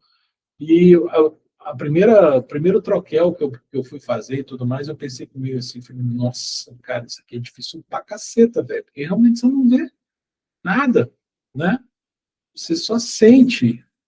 E aí eu me lembro que na hora um pensamento assim correu como um relâmpago na minha cabeça, e falou assim: é isso que eu quero fazer, cara, eu gosto de coisa difícil. É isso que eu quero fazer. E quando eu estava na especialização, eu me lembro que o dente que eu tinha mais dificuldade era segundo molar superior. Eu sempre tive esse temperamento. E segundo molar superior era um dente complicado para mim, e eu pensei comigo, falei: cara, eu vou fazer tanto segundo molar superior, mas tanto segundo molar superior, que eu vou virar especialista em segundo molar superior. Toda vez que eu entrar no segundo molar superior, eu vou pensar que ali é uma oportunidade de eu estar aprendendo. E se você me perguntar hoje em dia que dente que eu mais gosto de fazer, eu digo para você: o segundo molar superior, eu adoro fazer o segundo molar superior. E de preferência um 27. É isso.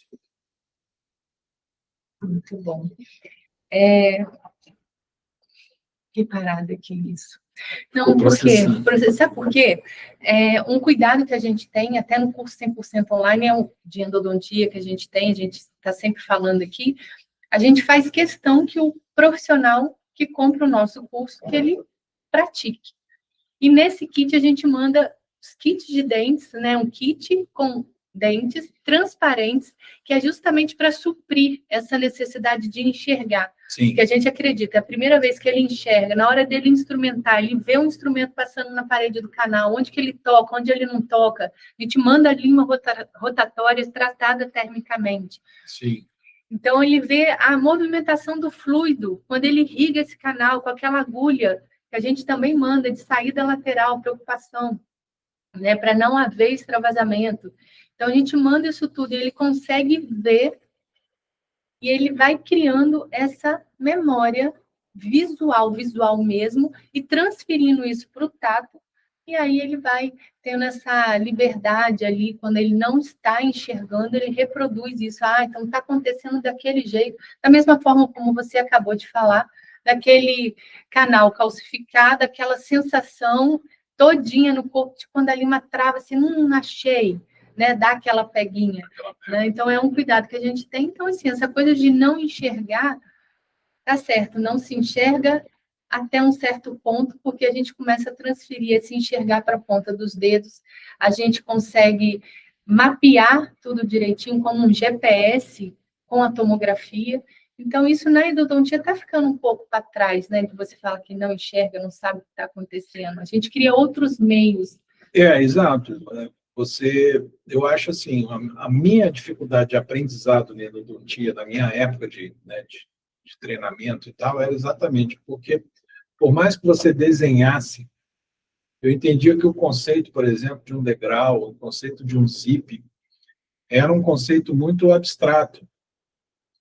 Eu entendo que nesse dente de acrílico transparente, o aluno precisa perceber o efeito que ele está provocando e ele entender por que tem instrumento que ele precisa, especialmente se for de aço inox, por que tem que pré-encurvar, né? O que o níquel titânio de memória controlada faz, até onde a irrigação vai, né? Ele tem que ter essa memória visual, ele tem que ter essa compreensão visual das coisas, porque eu entendo que à medida que essa compreensão visual ela se sedimenta na mente dele, quando ele está com o paciente na cadeira, é mais fácil para ele fazer essas associações que você está mencionando bem.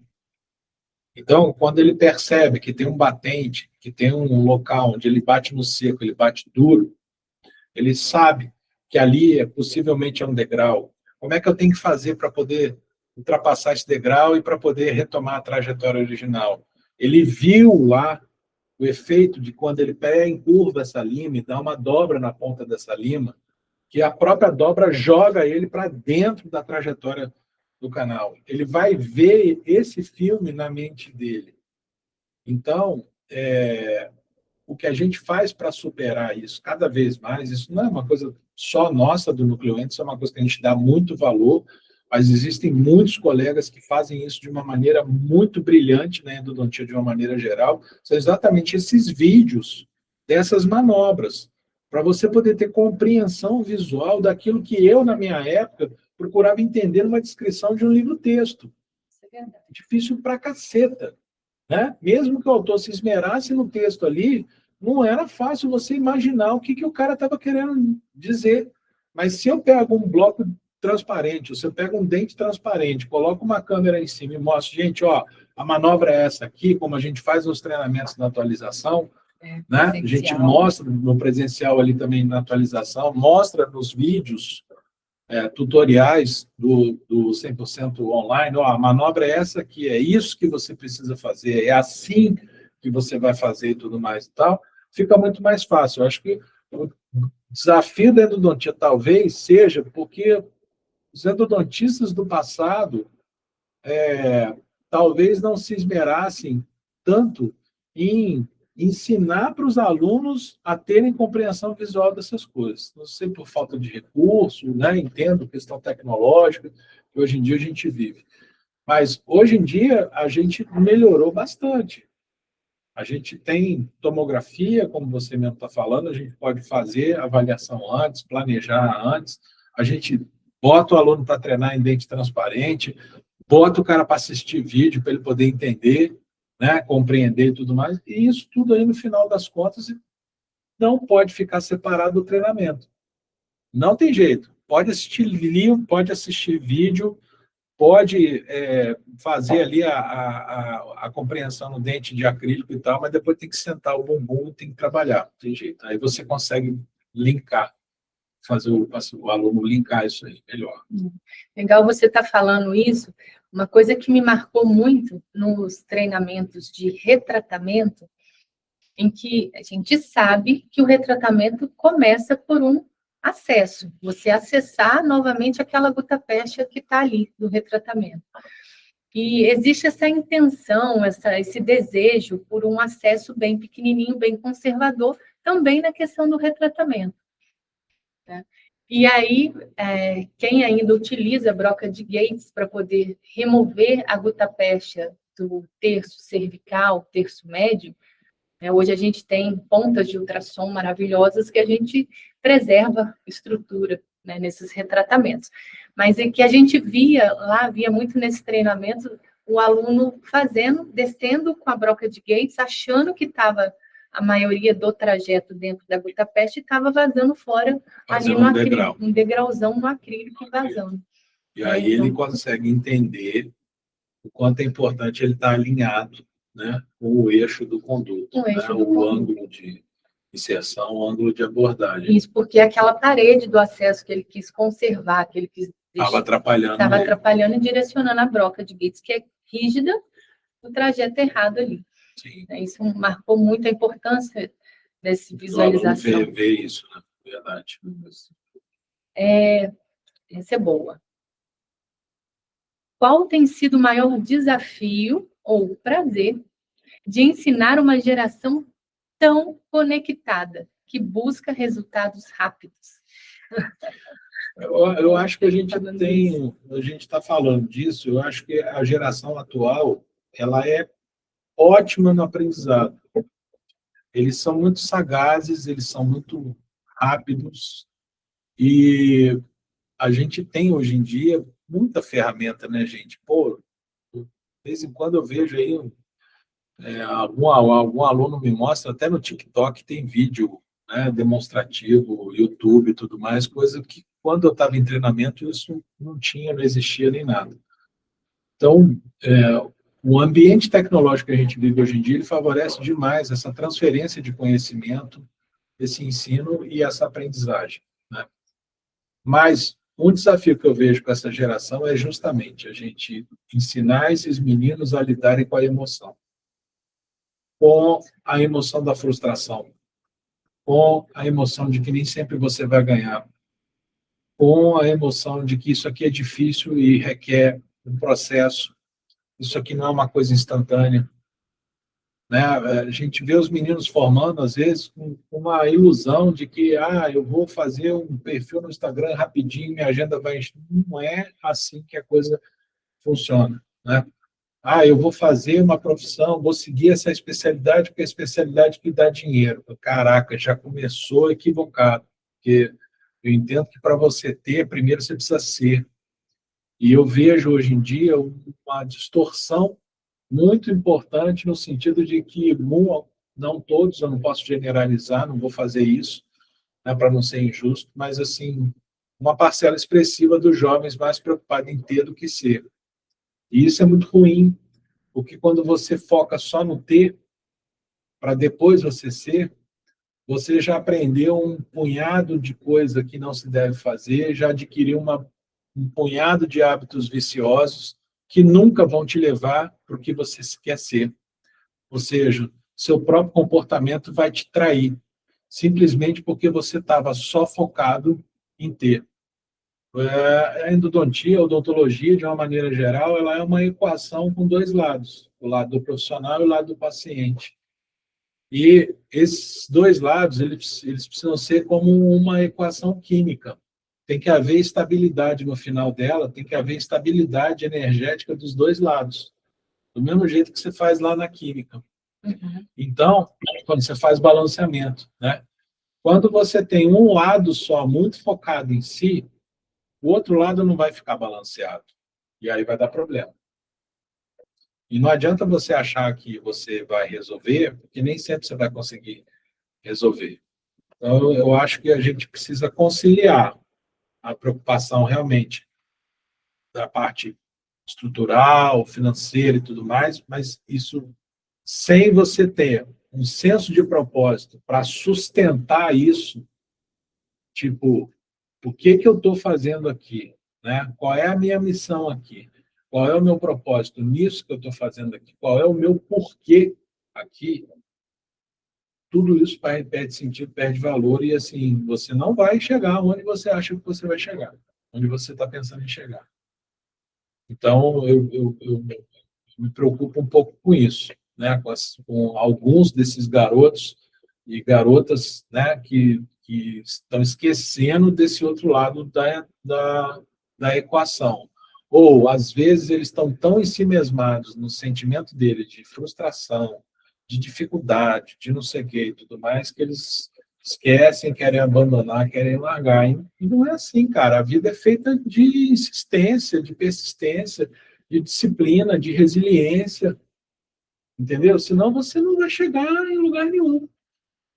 Então, eu acho que o grande desafio da gente lidar com essa geração é a gente realmente lidar com esse conteúdo emocional deles, porque eles são muito imediatistas, muito instantâneos, porque foram gerados na época, né, em que tudo está na palma da mão, e a endodontia não é assim.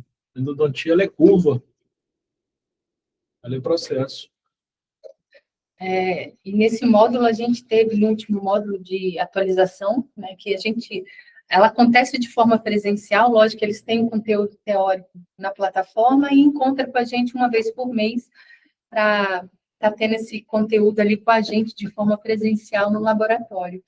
E aí teve uma aluna que falou, professora, eu fico muito ansiosa, muito, e até o assunto do podcast que a gente vai gravar, né, em seguida, falando da competência consciente, competência inconsciente, não entra nesse assunto, mas só para você falar, acho que cabe você falar isso, né, do aprendizado, quando a pessoa começa a ter um pouco mais de conhecimento, vai começando a ficar um pouco mais tranquilo, e aí até para saber lidar com a história do luto, do instrumento fraturado ou do acidente que acontece.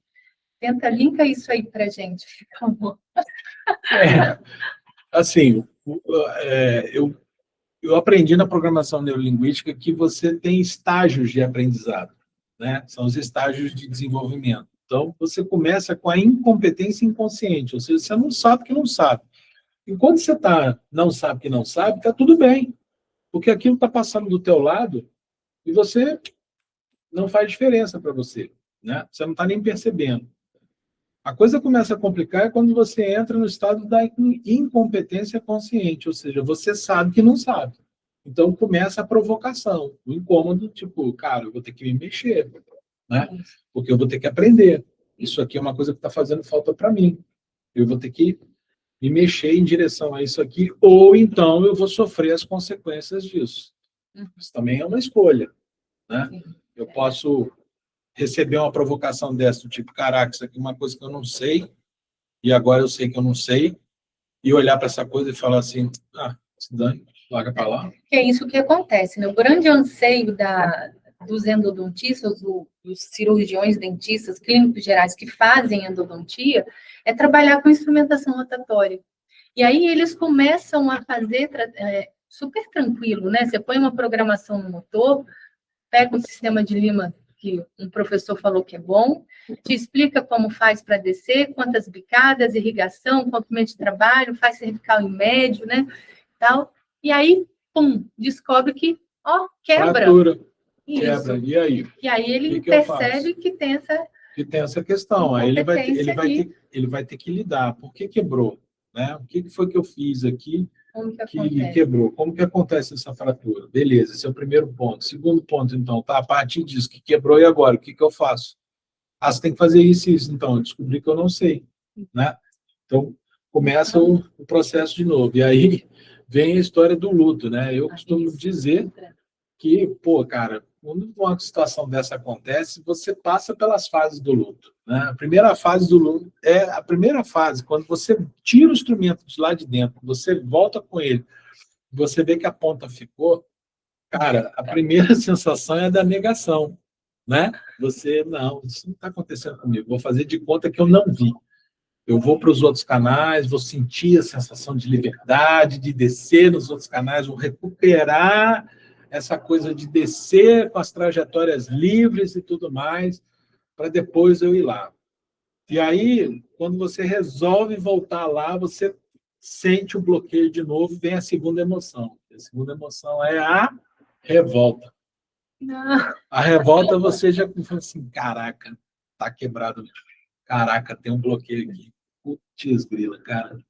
Mano, como eu fui burro, velho. Mas a minha intuição, ela me avisou, ela falou para não botar o instrumento ali dentro. Por que eu fui teimar com isso? E aí começa o diálogo interno da revolta e, né, da raiva.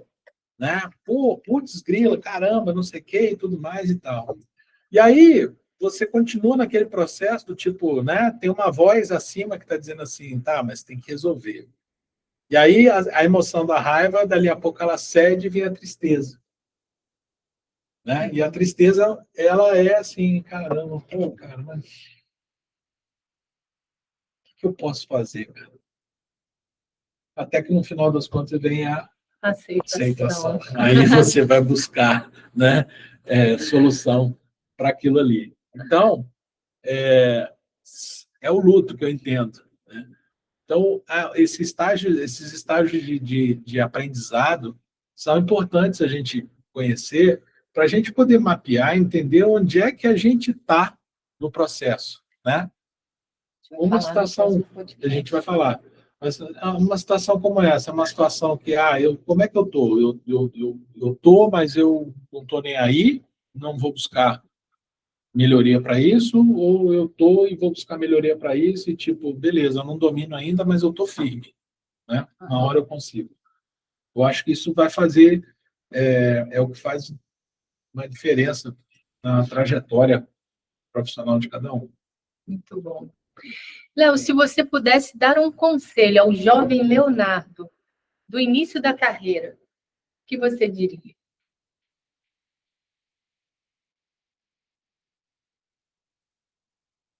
Olha, eu daria inúmeros conselhos para o Leonardo no início da carreira. Mas, olha, eu vou falar uma coisa para vocês. Eu acho que antes de eu dar um conselho para o Leonardo no início da carreira, eu acho que eu pegaria esse Leonardo, eu daria um grande abraço nele. E eu diria para ele assim, mano, você conseguiu, né? A sua obstinação, a sua força e a sua vontade conseguiram fazer você atingir o objetivo. Eu sei que teve muita coisa que foi desnecessária, totalmente desnecessária. Então, assim, preste atenção. Se eu pudesse dizer alguma coisa, dar uma sugestão, preste atenção aos sinais, né? Eu acho que tem coisa que é desnecessária na vida da gente. Às vezes a gente passa de maneira muito desnecessária. Mas eu acho que antes de eu dar um conselho para mim, eu acho que eu diria assim, mano, obrigado. Muito bom. E agora, para a gente falar para os colegas, e para fechar, o que você diria a todos os colegas endodontistas que seguem firmes nessa missão de cuidar, aliviar e transformar? Olha, o que eu digo para os meus colegas endodontistas, em primeiro lugar, é assim, profundo respeito por cada um de vocês, né? Ninguém mais do que eu sabe muito bem quais os desafios, né, que vocês enfrentam no dia a dia, que nós enfrentamos no dia a dia.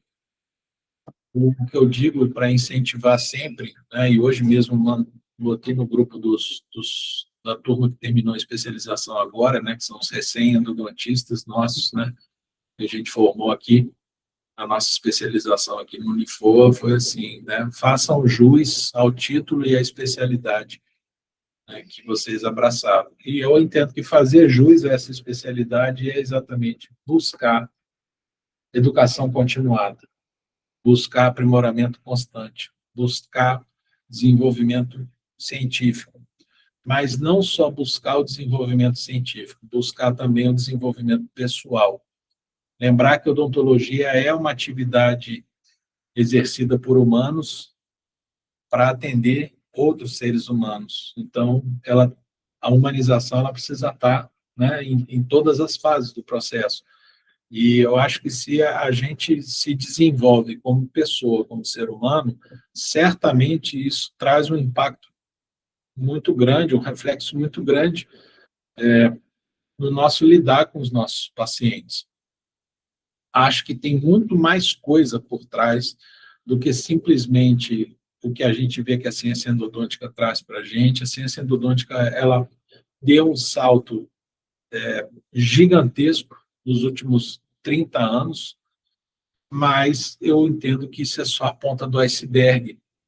Muito vai vir ainda para o futuro, inclusive no que diz respeito à parte de engenharia tecidual e a parte de uma compreensão maior em relação exatamente isso, a essa relação entre as emoções, quadro psicológico, sabe, a imunidade, esse estresse do dia a dia, a ansiedade, o impacto disso tudo ainda é algo que ainda vai ser muito investigado e, ao mesmo tempo, a relação da doença endodôntica com a saúde sistêmica, a saúde geral, ainda vem muita coisa pela frente. Então, eu acho que a gente realmente, se a gente tem o propósito realmente de continuarmos sendo, né, pessoas que salvam dentes, os heróis, né, que salvam dentes e tudo mais, a gente realmente não pode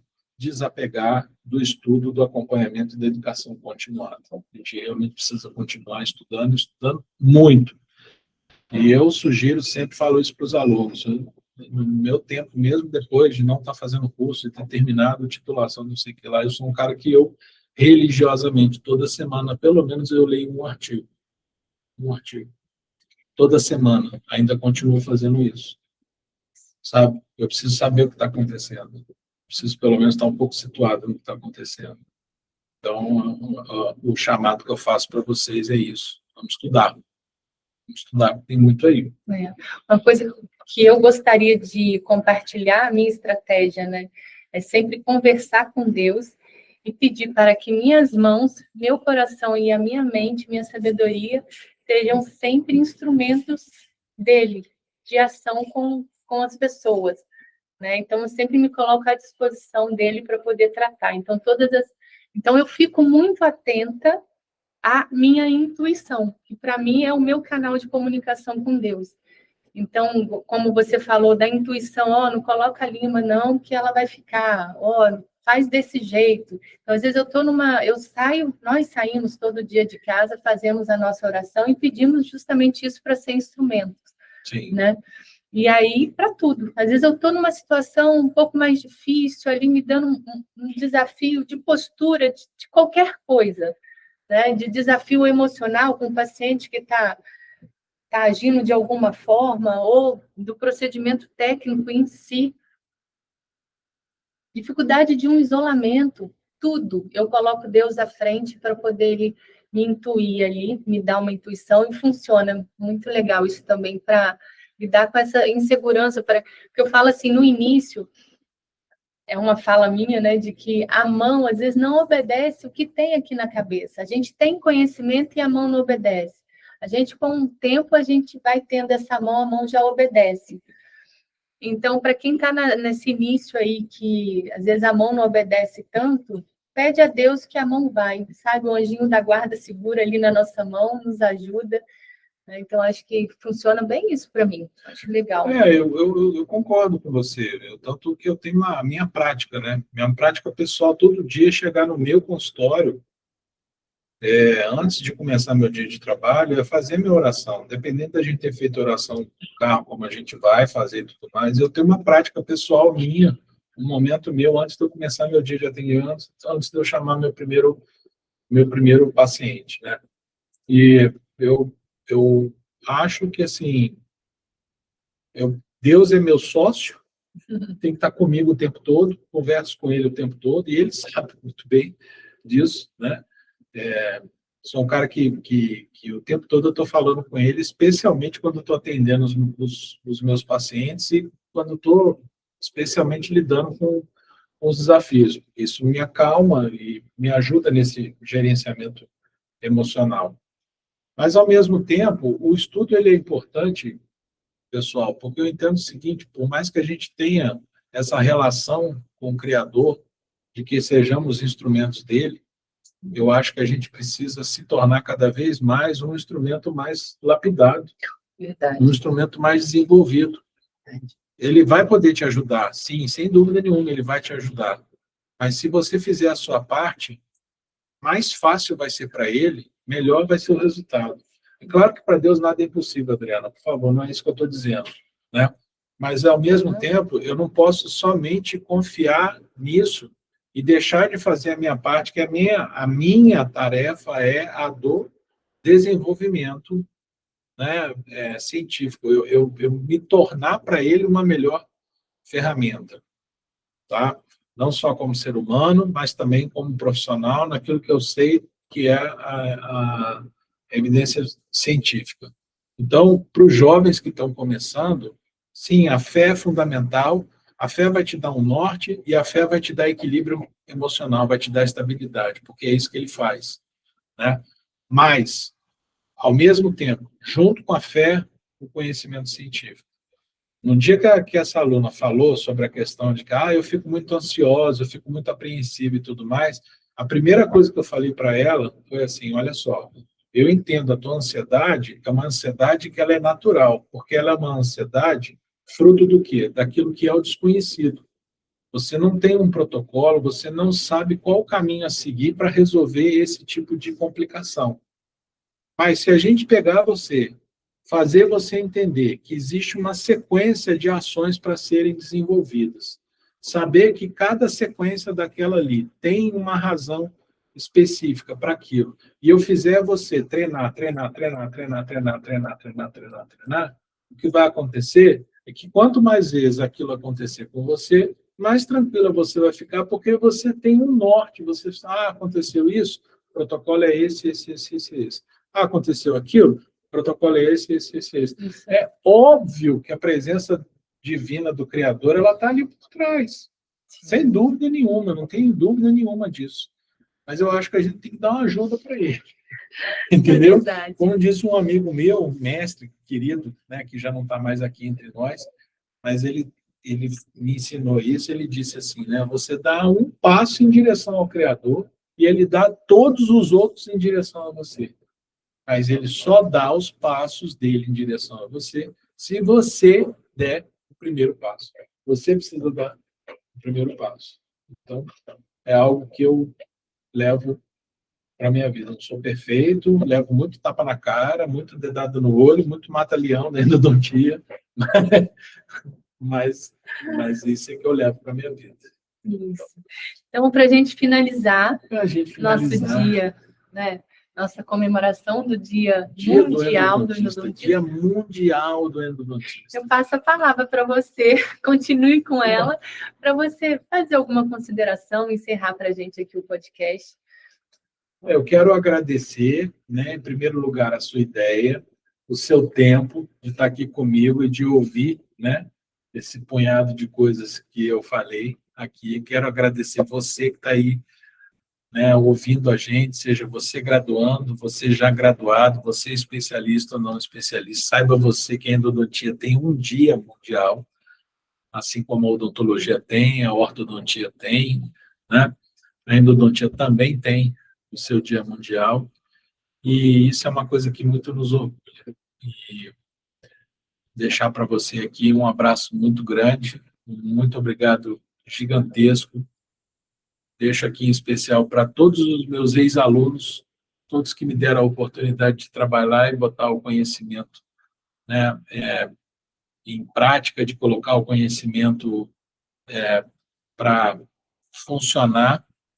Eu agradeço muito aos meus alunos e aos meus pacientes, né, porque são 30 anos de estrada, 31 anos de estrada, muitos alunos, muitos pacientes, e assim, eu não poderia deixar de agradecer a cada um que confiou em mim. Então, deixar aqui um muito obrigado enorme para vocês todos. E sua mãe endodôntica. E aí são grandes mestres, né? Para começar, a professora Sandra Bitante, lá da Universidade de Taubaté, costumo brincar com ela, né? Minha mãe endodôntica, né? Me iniciou realmente na questão da endodontia, do pensamento crítico, do pensamento científico da endodontia. Deixar aqui também um abraço para o professor Marcelo Sendra, lá do INCO 25, que também foi uma pessoa que me inspirou no meu início de carreira, que eu acompanhei ele quando era militar, também é uma pessoa que eu me espelhei bastante. O professor Zé Luiz Lage Marques, né, participou da minha banca, foi coordenador do mestrado, quando eu fiz mestrado na época em Taubaté, também é uma pessoa que eu me espelho bastante. E em memória, né, que já não está mais aqui com a gente, o professor Antônio Carlos Bombana, que também é um profissional maravilhoso e que eu tenho muita gratidão pelas palavras que ele sempre deixou para mim de recomendação. A professora Patrícia Ferrari também é outra fonte de inspiração muito grande, né? o professor Fernando Pereira, que foi o meu primeiro professor de endodontia, e meu professor de especialização, que sabe, é um cara que eu admiro, respeito demais da conta, sempre me apoiou bastante, então eu agradeço muito. Para finalizar, a professora Rosina Ardi, que também abriu o caminho para mim dentro da endodontia aqui na região, mais especificamente na universidade. Eu e o Rosi, embora sejamos colegas de jornada, eu aprendi muito com a Rosi, né? A professora Rosi é uma pessoa extraordinária e que eu guardo assim, um lugar para ela muito especial no meu coração. Então, agradeci muito a ela. E agradecer a professora Adriana também, que embora hoje em dia seja minha parceira de vida, né, e minha parceira profissional, a Adriana é uma pessoa que eu aprendo com ela todos os dias. Todo dia ela tem sempre uma driquinha. Né? Ela tem sempre sempre uma dica, uma palavra, um coração generoso que transborda realmente generosidade e amor ao próximo. Então, eu aprendo muito essa prática com ela, né? Da compaixão, da generosidade e do olhar dela, um olhar realmente muito pragmático para a clínica, para o dia a dia, para olhar para a resolução, né? E isso me ajuda bastante, porque eu sou um cara muito teórico, tem hora muito filósofo, mas a Adriana me faz botar o pé no chão. Galera, obrigado. Um abraço para vocês aí. Valeu. Até a próxima.